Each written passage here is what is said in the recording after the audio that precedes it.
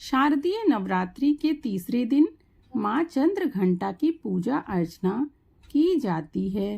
साथ ही उनके निमित्त व्रत उपवास भी रखे जाते हैं।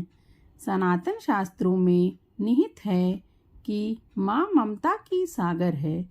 उनकी महिमा निराली है। अपने भक्तों का उद्धार करती हैं और दुष्टों का संहार करती हैं।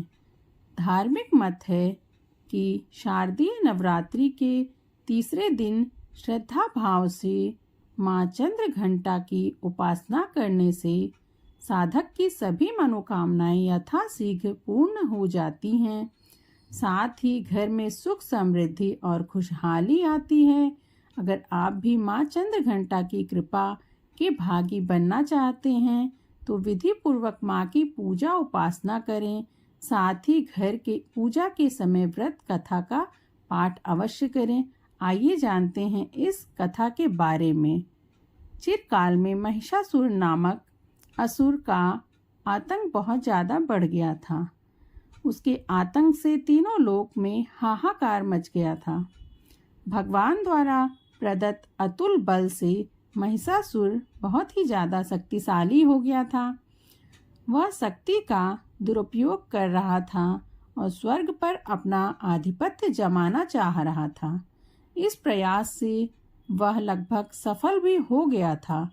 उस समय स्वर्ग के देवता भयभीत हो उठे। स्वयं इंद्रदेव नरेश भी चिंतित हो उठे।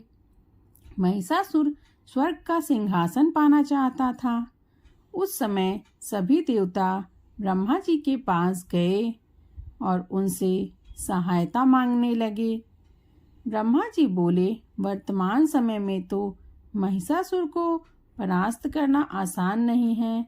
यह कार्य बिल्कुल संभव नहीं है। इसके लिए हम सभी को महादेव की शरण में जाना पड़ेगा।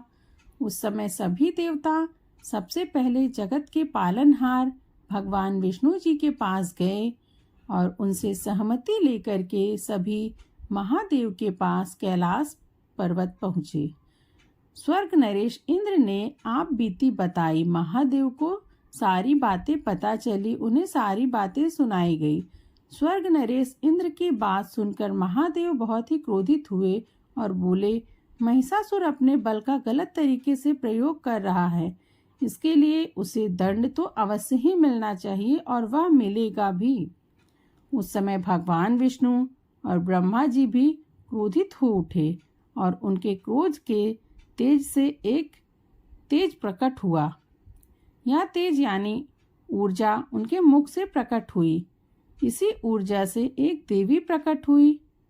उस समय भगवान शिव ने देवी को अपना त्रिशूल दिया। भगवान विष्णु ने अपना सुदर्शन चक्र दे दिया। स्वर्ग नरेश इंद्र ने घंटा प्रदान किया। इस प्रकार सभी देवी देवताओं ने माँ को अपने अस्त्र शस्त्र दे दिए।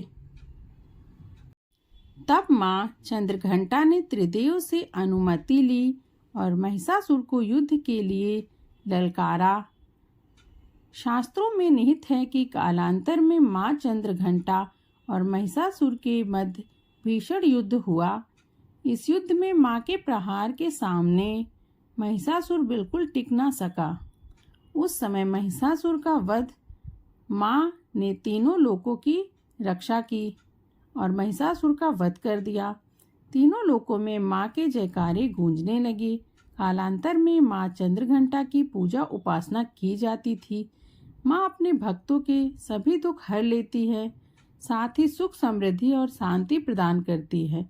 अतः साधक श्रद्धा भाव से शारदीय नवरात्रि के तीसरे दिन माँ चंद्रघंटा की उपासना करते हैं और माँ के समस्त प्रेम भाव से पूजा करते हैं और माँ से कृपा पाते हैं।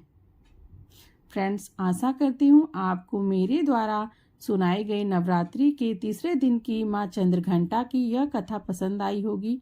ऐसे ही मेरे चैनल के साथ जुड़े रहें और मेरे चैनल को लाइक, शेयर और सब्सक्राइब करना ना भूलें। धन्यवाद।